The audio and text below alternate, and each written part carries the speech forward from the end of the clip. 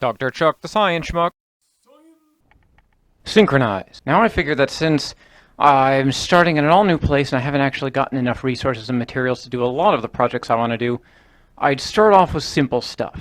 Mainly, I wanted to redo some of the projects that didn't go so well previously. Because I actually stopped doing this channel a while before I moved because I'm like, I can't actually do anything correctly. I filmed like 6 videos that just didn't work, and nobody wants to watch me just puddle around with wet concrete on myself. And all the fun stuff didn't, like, never mind. I want to revisit one of my earliest attempts at science.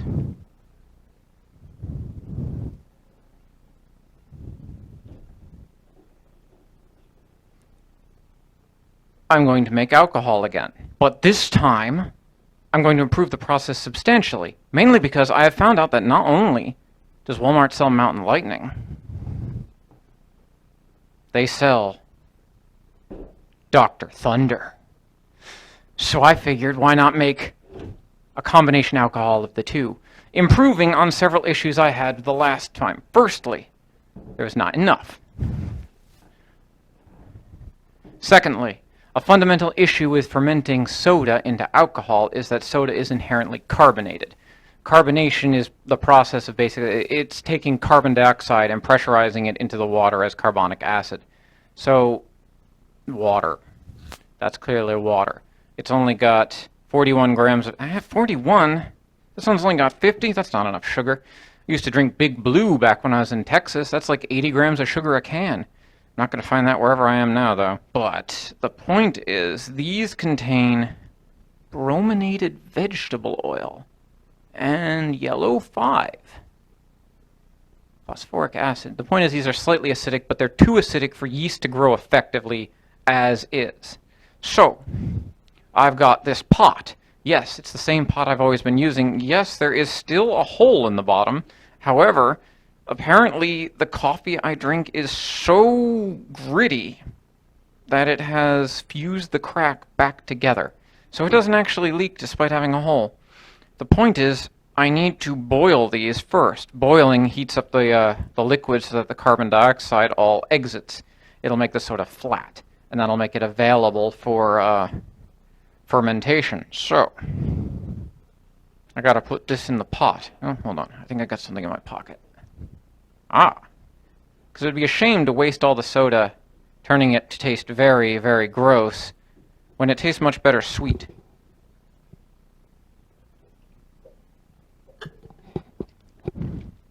Yeah, much better. Busy.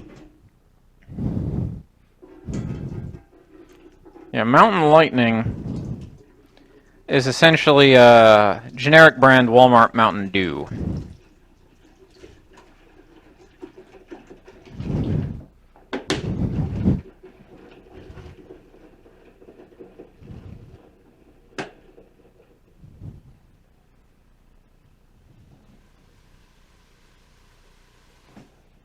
Well, it smells nice, but the carbon dioxide off-gassing really does burn my nose. Like when you drink soda too fast and burp through your nose and it just hurts, and you're screaming at the kitchen table and your whole family's looking at you like, why are you a weirdo? And I'm like, I can't help it. I drink a lot of Diet Dr.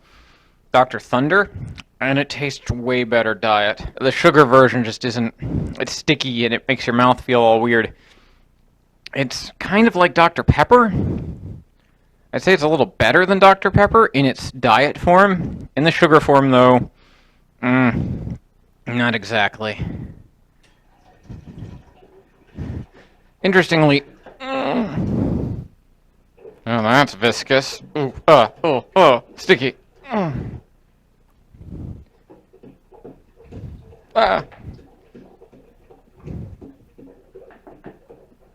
Doing things not meant to be done with soda. What? Foam? Okay. I'll stir it with the bottle. The resulting mixture,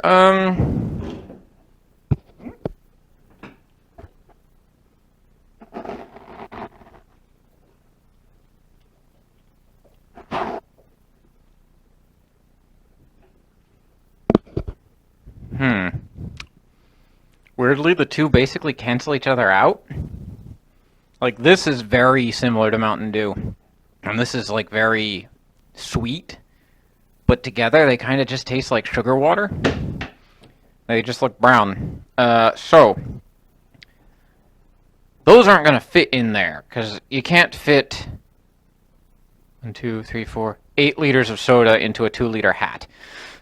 So, part of the idea is that by boiling them, I can also reduce them, like I'm a fancy chef, because why not? I might as well be. Their volume will decrease as the soda gas, well, the water and carbon dioxide leave, so I can add more and then keep reducing until it's a higher concentration of flat gross sugar, which, if I was wealthy, I could just buy as soda syrup. If I don't know, I've worked with soda syrup canisters before. Oh. My nose! Yeah, soda in machines comes in boxes. It's actually a bag inside a box. It's hooked up to the machine. It injects syrup with carbonated water from a CO2 tank and water from the faucet and produces the soda. Those are like $80 a box, and they're like 40 pounds. And it's basically just like viscous, ultra-sticky, uncarbonated soda, which is ideal for fermentation due to its sugar content. Let me boil this for a bit. I'll be back. Behold the boiling process. As you can see, I have increased the surface area by using multiple pots. Weirdly, this one doesn't boil so good. These boil real good. I don't know about that one in the back. The knife is for the purpose of stirring. Okay, I've completed the boiling, and it took like 3 hours. I mean, this took an amazingly long time to reduce, and it made everything in my kitchen ridiculously sticky. Now, I've gotten out a jar. This is a fermentation jar with a spout. That's not what it's made for, but it's what I use them for.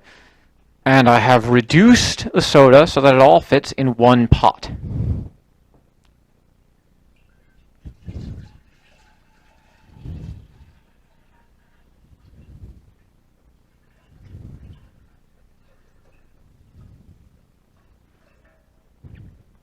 Huh. It's still a little warm, so hopefully that doesn't blow a seal, but this is a 4-liter jar. It's actually a little over 4 liters, so if you fill it up to like here, that's 4 liters. That's 8 liters of soda.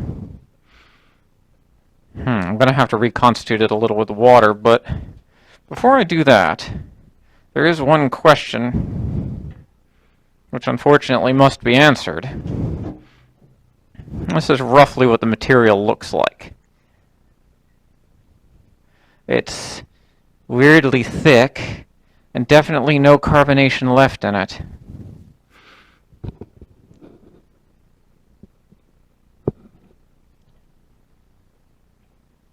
Oh.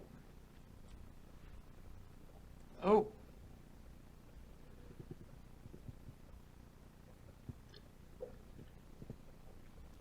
Oh.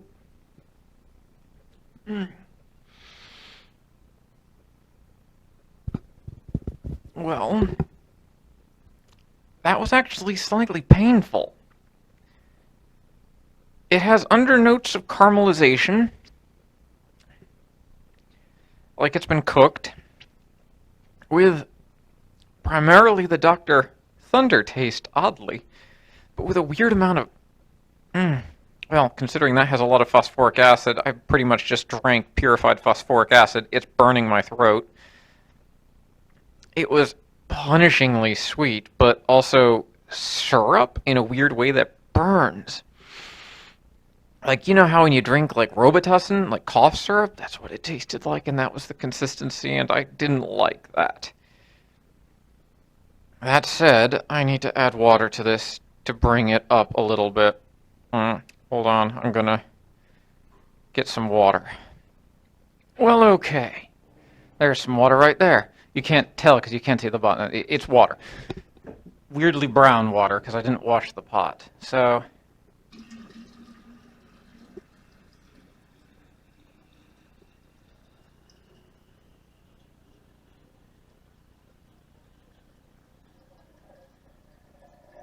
I'm going to raise the volume to right about the neck of this jar. Right there. Well, okay. That also lowers the temperature for the next stage. So that gets us to a nice brown, cooked, decarbonated, sugary solution. Here I have a packet of yeast. Scissors to open it. But before I do, an idea occurred to me the other day. Probably should have left a little more room for this, because I don't know how this is going to go, but this is caffeinated, right? What is the point in drinking any liquid that's not caffeinated? I mean, that's why I don't actually drink alcohol. I really enjoy making it, but I can't stand drinking it, because it makes you tired and sleepy. So why not add more caffeine to this? Give it a little more flavor.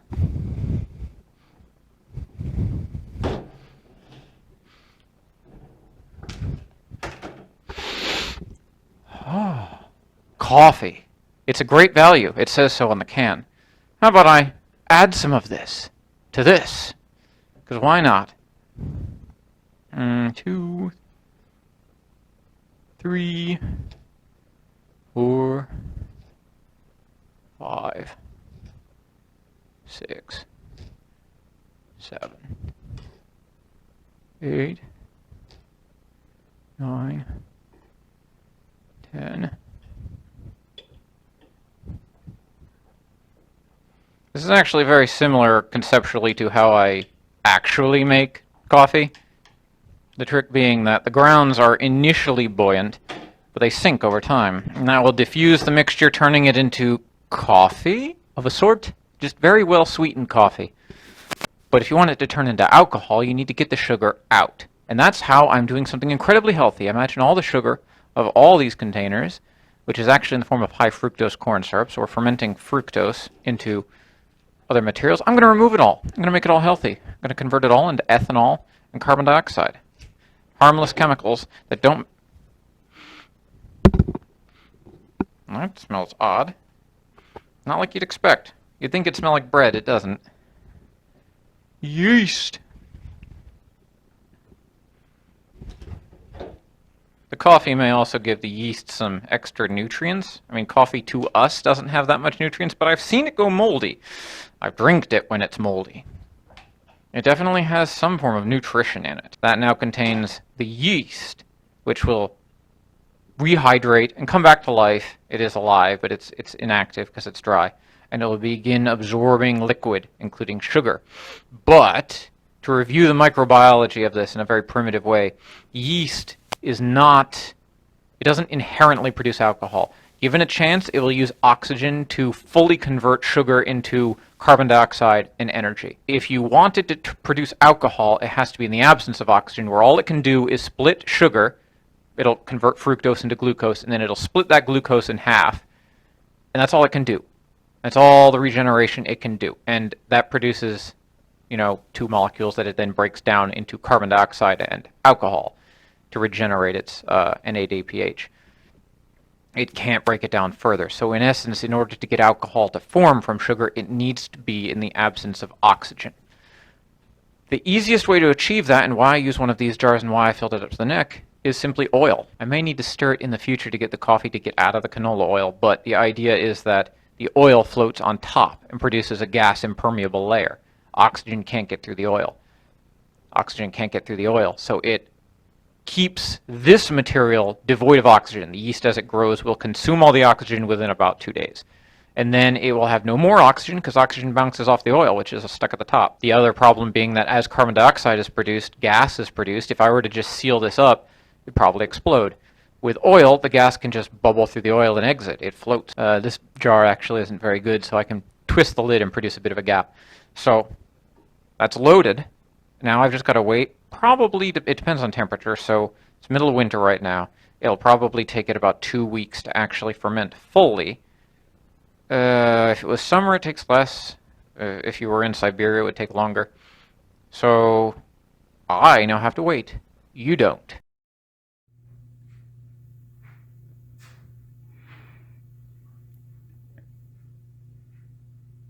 Here we can see that the fermentation process has indeed started in earnest. This is about a week into the process, and it is quite apparent that the material present is giving off carbon dioxide as the sugar ferments. That's the preponderance of bubbles rising up and pulling bits of sunken coffee with them. The material in the container has turned a very tasty looking shade of translucent brown. That's in part because it's so heavily colonized with yeast at this point. The coffee seems to have been drawn up a lot by the bubbles and trapped in the oil layer, which is why it produces that interesting effect of rivers of bubbles moving between the actual grounds. A large part of it has sunk, but also a large part of it has also changed the color of the oil to a brown shade that I'm sure is tastier than I think it looks. So, all in all, the process does seem to be working quite vigorously. And that certainly looks like a fluid that you'd probably want to drink. Maybe? Hopefully? Once the bubbles stop and the solution begins to clarify, it'll mean that the yeast has reached the end of its biological activity and the fluid is done. I expect that in about 1 to 2 more weeks. Because there's a lot of sugar in there. It's going to take that yeast a lot of work to turn it all into carbon dioxide. And I'm back, and the foam still hasn't fallen down. Well, it actually did, and I had to put it back, and I do not know at present what is holding it up. That said, the fermentation appears to be largely complete. The solution in question has become a color not very much different from what it was before, although the oil on top has become a sickly brown.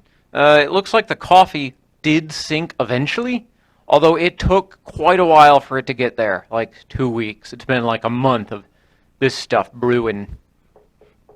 It's still a little fizzy, but the fermentation appears to otherwise have stopped. I did, as I was throwing these out, make a realization that probably isn't going to help me in the long run.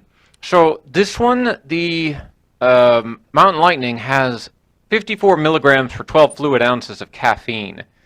And the Dr. Thunder has 41 milligrams for 12 fluid ounces of caffeine.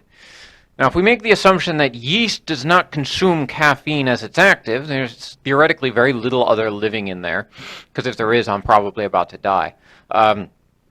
That's 8 liters of this soda condensed down to like 2? So the actual caffeine concentration of just the starting material is somewhere on the order of like 150, 200 milligrams per 12 fluid ounces, plus the fact that I made coffee and whatever that slop was. So, although this is alcoholic, it does in fact have theoretically an extremely high caffeine concentration. Those two can be combined, but probably shouldn't be.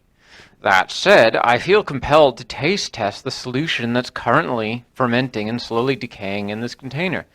But before that, well, let's see. That's a knife I found on the ground. I was using it to crack this open so that I didn't accidentally get too much of a seal. Let's give it a sniff. Well, the top part is where some organic matter is exposed to oxygen and it can oxidize. It gets a little vinegary. It smells like coffee with heavy undernotes of chocolate. But there's no chocolate in there. Let's produce the actual material.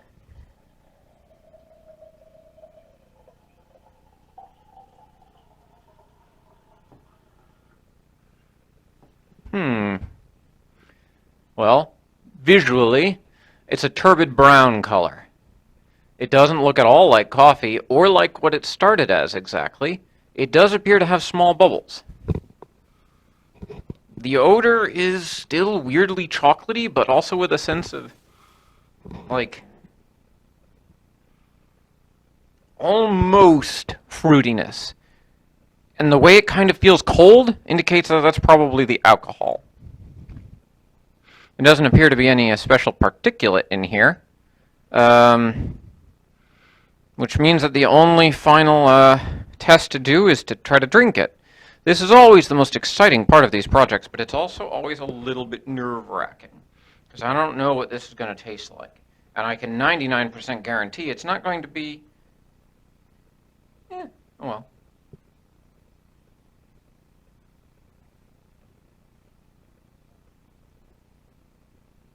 Okay.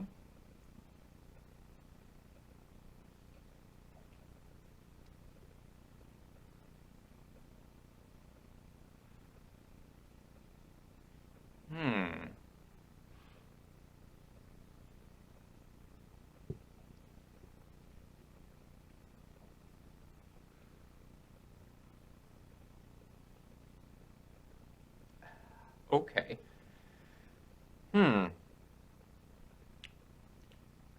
How to describe this flavor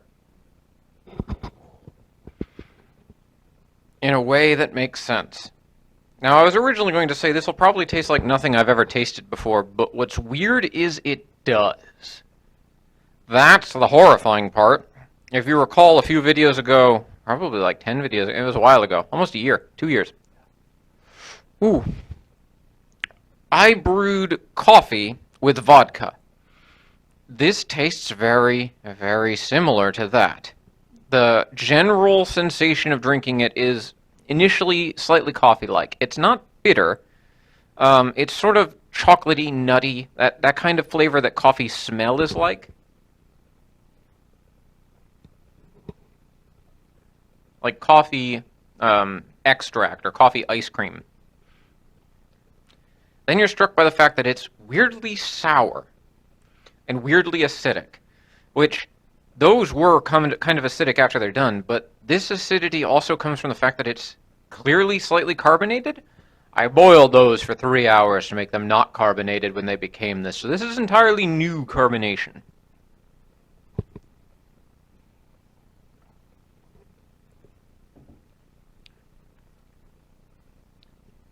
It burns in a really weird way.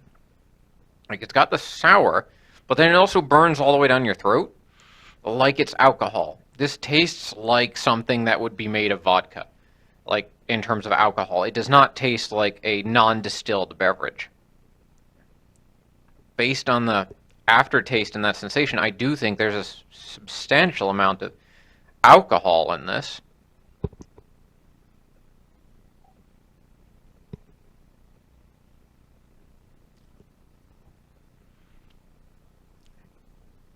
I guess the best way to say it would be if you took a coffee jelly bean, if you've ever found one of those, and then ate it, and then immediately tasted something sour. But not hugely sour, just like, okay. Like little sour. Like the sour of like a lemon jelly bean, but without any of the lemon flavor. So coffee jelly bean, little sour, and then burning. And then after the burning goes away, like from the last sip I took, you start to get this breath taste where it's like, that's yeast, and I can't say it's good exactly because I think it needs something. I mean, considering that it's basically coffee. Ah, interesting. You can see how the cream immediately responded to the acidity of the solution by curdling. That does produce a chemical test for acidity. There is definitely a large amount of acid in here.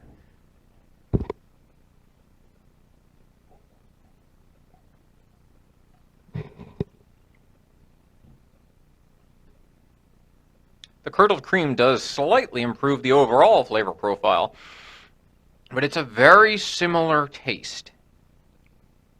It's just with the cream, it now tastes more like ice cream. Chemically curdled cream looks super gross. It tastes like cream. It doesn't taste any different. It's like when you mix milk and orange juice, it curdles, but it's not rotten. Which the rotten stuff doesn't even taste that bad, if we're being totally honest.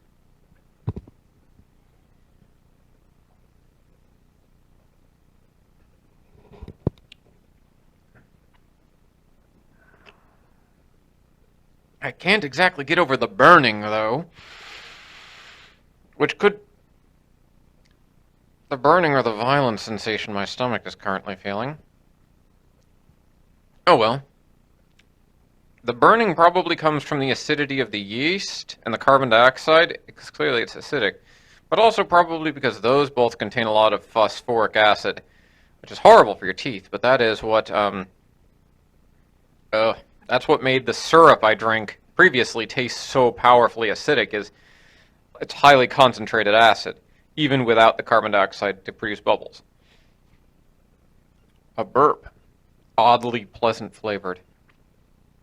The alcohol does seem to be pretty concentrated. I'm definitely feeling an impact. The caffeine is not really there. Let me just dispose of this, and then I will finish up.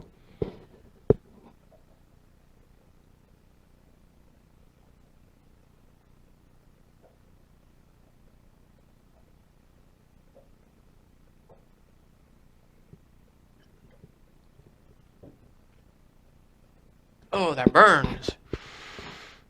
It burns quite substantially. Mm. And there's the caffeine. Okay, I feel a little better now. That just took a second. Yes, well, this is a complete failure, isn't it? Why? I haven't seen these colors in a long time. Wow, that camera is amazingly pretty. It's like so sharp focus, so many colors. Yeah, this is definitely a failure. This stuff does not work in the slightest. It doesn't have a flavor. It has, I was going to say it doesn't have alcohol. It does have alcohol. I was going to say it doesn't have caffeine. It does have caffeine. I was going to say it even curdles cream. Look at that. Curds. Mm. That said, oh, there's a chunk in there or something. I'm not going to ask what. So it does appear to ferment, and I'd say this is a substantial improvement in the fermentation over just fermenting the Mountain Lightning, even if the flavor is quite terrible. Now I gotta figure out what to do with the rest of this. I'm probably going to drink it, just because I can, until my stomach, which is on the verge of telling me I can't, but I am not gonna agree with it until, oh boy, I probably need to take a visit to the bathroom. But that concludes this return to form of my videos fermenting some boiled soda. And this will be the first video I post, hopefully. So hopefully you enjoy the new season of Pink Wall version Science Institute of Profound Schmuckery videos. So with that, and